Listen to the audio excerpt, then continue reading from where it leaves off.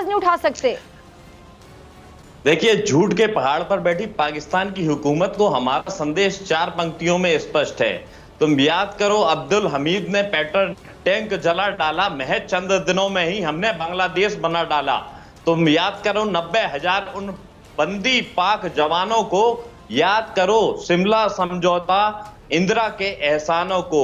खुले प्रशिक्षण, खुले शस्त्र हैं, खुली हुई शैतानी है, सारी दुनिया जान चुकी है ये हरकत पाकिस्तानी है।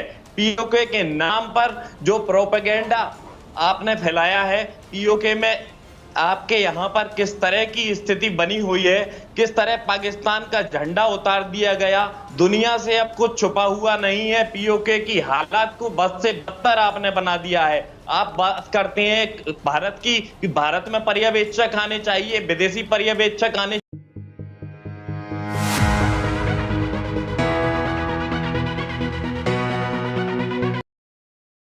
गुज़िश्ता हम देख रहे हैं कि इतने सालों से, मतलब 7 डेकेड्स गुजर चुके हैं, इतने सालों से जारी है, लेकिन 5 अगस्त 2019 को भारत ने वादी की जो हैसियत है वो तब्दील कर दी। वादी को एक तरह से हम कह सकते हैं कि जेल में तब्दील कर दिया। अब बैनुल-अक़वामी मुबस्सिरीन भी मानते हैं कि भारत कश्मीर में जुल्म कर रहा है और गैर कानूनी इक़दाम से अपने लिए सिर्फ नफरत खरीद रहा है। ये बात भारत और भारत के इंतहा पसंद चीमा साहब कब समझेंगे?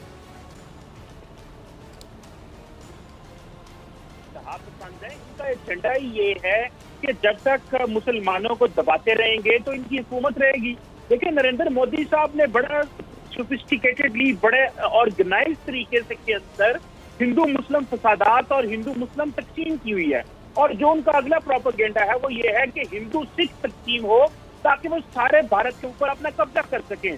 उनको ये भी बुरा लगता है कि पाकिस्तान सिखों के क्यों करीब है, हमने करतारपुर कॉरिडोर क्यों खोला, ये बागे बागे डिप्लोमेट लेके कश्मीर तो पहुंच गए, लेकिन कश्मीर को तो बंद किया हुआ है, कश्मीरियों को बंद किया हुआ है घरों में, और बाहर जो डिप्लोमेट्स हैं उनको घुमा रहे हैं, फिरा रहे हैं, उनको दरख्त दिखा रहे हैं, पहाड़ दिखा रहे हैं और कह रहे हैं जनाब बड़ा सुकून है। सुकून तो होगा जब लोगों को घरों में बंद किया है, उनके बुनियादी हकूक मुअत्तल किए हुए हैं, वहां पे जमहूरियत नाम की चीज नहीं है, वहां पे कोई इलेक्शन नहीं हुए, वहां पे दिल्ली से सरकार चीजें चलाती है। सो मैं समझता हूं कि भारत ने 2 किस्म के भारत रखे हैं। एक भारत वो जो आम, जहां पे कर्नल धर्मवीर सिंह जैसे जो रिटायर्ड कर्नल जिंदगियां गुजारते हैं और डिप्लोमेट्स और जो सियासी लोग जिंदगी गुजारते हैं, और एक भारत वो है जो मुसलमानों का भारत है, और वो भारत है जो कश्मीरियों का भारत है, जहां पे ना कोई बुनियादी हकूक जैसे हकूक है, ना वहां पे खवातीन और मर्दों को कोई हकूक है।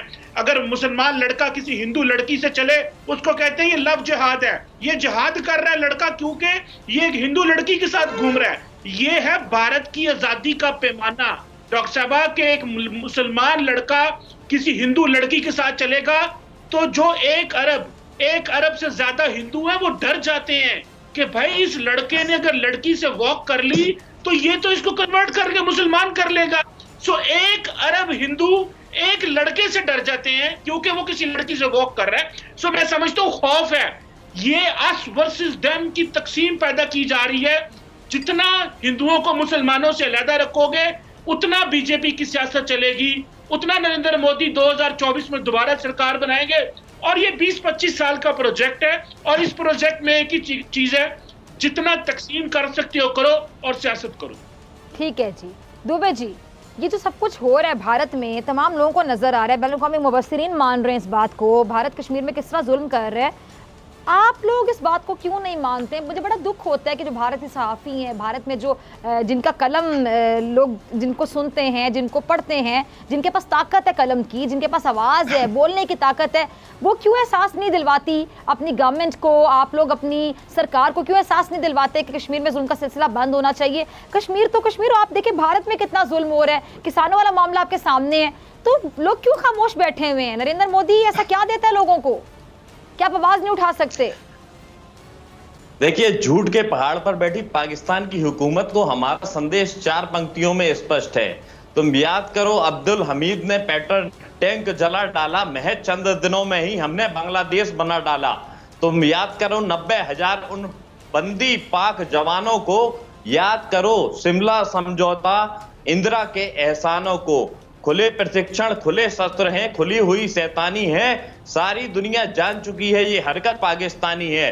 पीओके के नाम पर जो प्रोपेगेंडा आपने फैलाया है, पीओके में आपके यहाँ पर किस तरह की स्थिति बनी हुई है, किस तरह पाकिस्तान का झंडा उतार दिया गया, दुनिया से अब कुछ छुपा हुआ नहीं है। पीओके की हालात को बद से बदतर आपने बना दिया है। आप बात करते हैं भारत की कि भारत में पर्यवेक्षक आने चाहिए, विदेशी पर्यवेक्षक आने चाहिए, कभी न्योता क्यों नहीं देते पाकिस्तान में दुनिया के पर्यवेक्षकों को कि आकर पाकिस्तान की हालत भी तो जनाब एक बार देख ले। कम से कम सर्वविदित है कि पाकिस्तानी हुकूमत की दाल रोटी भारत के भरोसे चलती है, लिहाजा वहां के सियासी दल नफरत की आग पर सियासी रोटियां सेकते हैं। जब पाकिस्तान में आतंकी प्रशिक्षण होते हैं तब जुबान नहीं खुलती, लेकिन भारत में पत्ता भी ले तो पाकिस्तान अपना उल्लू सीधा करने की कोशिश करना शुरू कर देता है। ऐसा क्यों है, आप मुझे जवाब दीजिए।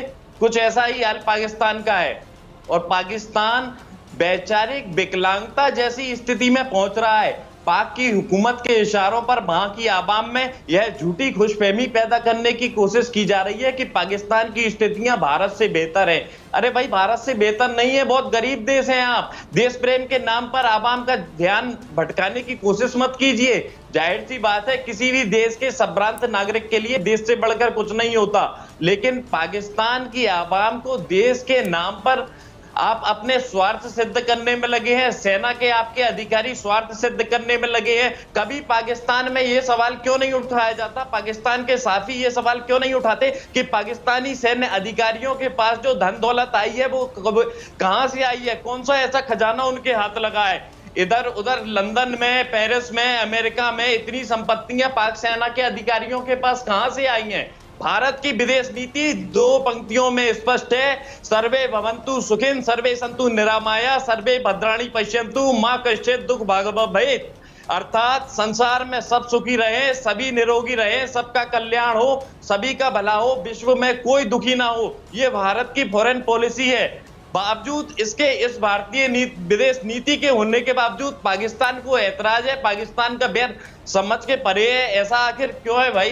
पाकिस्तानी मीडिया सरकारी इशारे पर भारत के किसान आंदोलन की खबरों में मिर्च मसाला लगाकर आवाम के सामने परोसता है और इमरान समर्थक फूले नहीं समाते, बड़े खुश होते हैं, हाँ ही बहुत अच्छा हो रहा है भारत में। ऐसा नहीं है, आप गलत फहमी में जी रहे हैं। सांस ले लें आप, आपका सांस लेना बंद हो जाए। क्या आप बताइए, क्या पाकिस्तान, आप बताइए कि जी नहीं, पानी पीने की आवश्यकता नहीं है, पानी पीने की आवश्यकता नहीं है अभी।